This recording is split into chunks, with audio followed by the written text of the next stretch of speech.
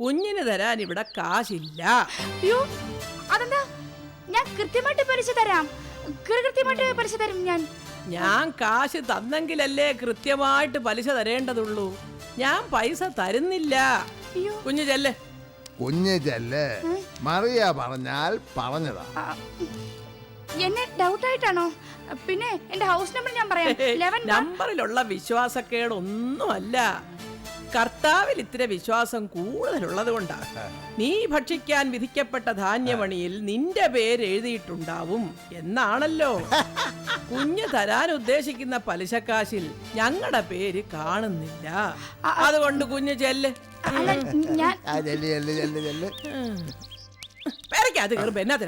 ചേട്ടത്തി പിന്നെ ഹസ്ബൻഡായിട്ട് വന്നാലേ എനിക്ക് കാശ് തരുമോ? നമുക്ക് ആ വിഷയം അങ്ങ് വിടാൻ കൊച്ചേ. കുഞ്ഞ് ചായ കുടിച്ചോ? ഇല്ലേ, വാ ഒരു കപ്പ് ചായ കുടിക്കാം. ചായയൊക്കെ എനിക്ക് എൻ്റെ വീട്ടിലും കിട്ടും. ഞാൻ ചായ കുടിക്കാതെ കിടക്കുന്നവളൊന്നും അല്ല. ലീലാവതി ആദ്യമായിട്ടാ മറ്റൊരാളുടെ മുന്നിൽ വന്ന് ഇങ്ങനെ അപേക്ഷ പോലെയൊക്കെ നിന്ന്. ഞാൻ കുഞ്ഞിന് വല്ലാത്ത വിഷമം. കാശ് കൊടുക്കണമായിരുന്നോ? ഇപ്പൊ ഇത്രയും വിഷമം കണ്ടാ മതി. കൂടുതൽ വിഷമത്തിലാകാതിരിക്കാൻ കാശ് കൊടുക്കാത്തതാ കറിയച്ചായ നല്ലത്. തുറക്കടാ. ഓ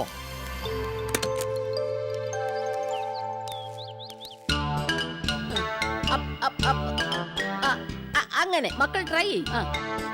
വെരി ഗുഡ്. അയ്യോ മിടുക്കൻ, മിടുമിടുക്കൻ. മക്കളെ മഹേഷേ, നീ ആടാ അമ്മയുടെ മോൻ. മക്കളൊന്നുകൂടെ ട്രൈ ചെയ്യും. അയ്യോ അമ്മ, ഇനി മതി, പറ്റൂല. മക്കളെ അങ്ങനെ നിരാശപ്പെടണ്ട, നമ്മൾ ശ്രമിച്ചോണ്ടിരിക്കണം. മക്കൾ നോക്ക്, ഇപ്പൊ തന്നെ മക്കൾക്ക് പാന്റ് ഇടാൻ പ്രയാസമായിരുന്നേ. ഇപ്പൊ എന്തെളുപ്പമായി? ഇങ്ങനെ എടുക്കുക, കാലകത്തിടുക, ഇപ്പുറത്തെ കാലിടുക, പിന്നെ സിബിട്ട്, അതുപോലെ ഷൂസ് ഇടാനും പഠിച്ചില്ലേ?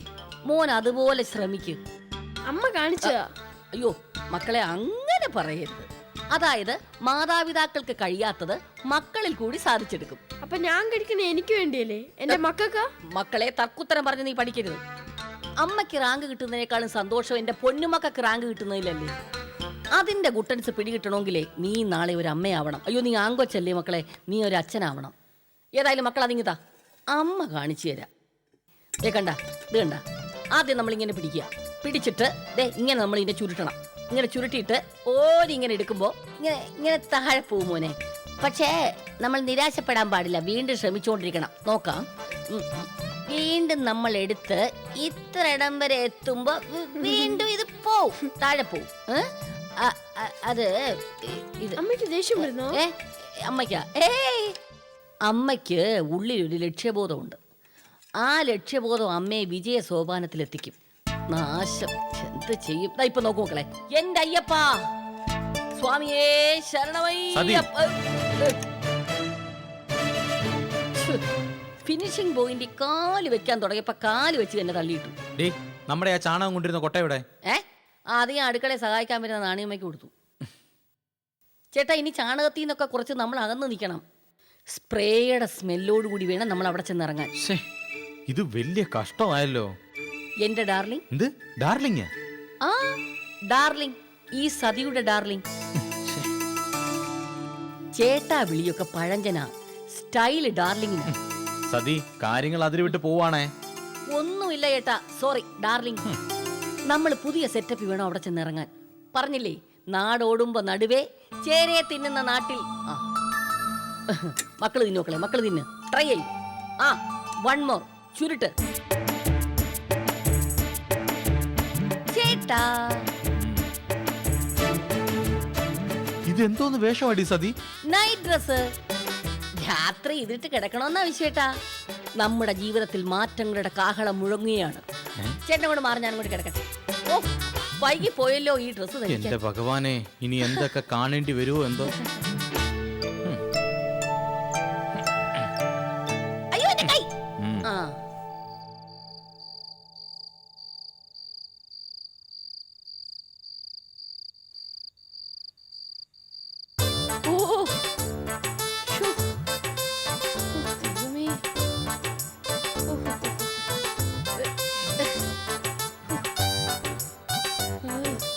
സതി, നീ ഉറങ്ങിയില്ല ഇതുവരെ? ഉറങ്ങിയില്ല വിശ്വേട്ട, ആകെ എന്തോ പോലൊരു പുകച്ച.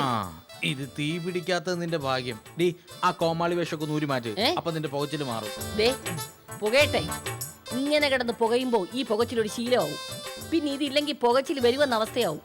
ആ അവസ്ഥയിലോട്ടാ ചേട്ടാ നമ്മൾ പോണ്ടത്. കഷ്ടം. പണ്ടാരം.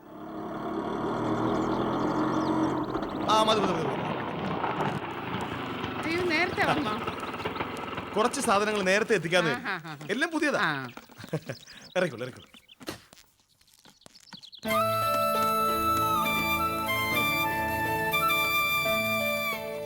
ഫ്രിഡ്ജ് ഫ്രിഡ്ജ് സൂക്ഷിക്കണേ.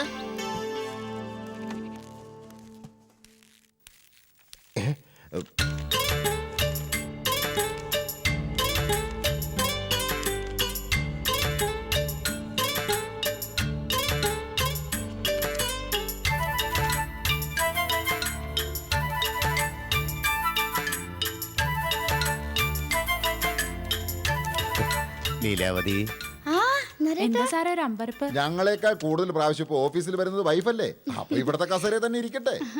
അതുമല്ല, നരേട്ടൻ UD ക്ലർക്ക് അല്ലേ? UD ക്ലർക്കിന്റെ ഭാര്യയ്ക്ക് അധികാരത്തോടെ തന്നെ ഈ കസേരയിൽ ഇരിക്കാം. നരേട്ടൻ ഇരിക്കെ, ബാ പറയട്ടെ. അയ്യോ ലീലാവതി വന്ന് ആ, കൈ പിടിച്ച് പഠിക്കാതെ നരേട്ടാ. അയ്യോ കഷ്ടമുണ്ട് നരേട്ടാ, വെറുതെ എന്നെ നുള്ളുവാ. അയ്യോ ഞാൻ നുള്ളിയില്ല. ഇങ്ങ് വന്നേ, ഒരു കാര്യം പറയട്ടെ. വലിക്കണ്ട ഞാൻ വരാം. ഇങ്ങ് വന്നേ. പോയിട്ട് വരെ സാറേ, പോയിട്ട് വരെ. അയ്യോ ഫൈൻ വേണ്ടേ? ഇങ്ങ് വരാൻ. എന്താ കാര്യം? Fridge, washing machine, vacuum cleaner, അങ്ങനെ ഒരു ലോഡ് സാധനങ്ങൾ. എവിടെ? ഓ അവിടെ, അവളുടെ വീട്ടില് അല്ലേ?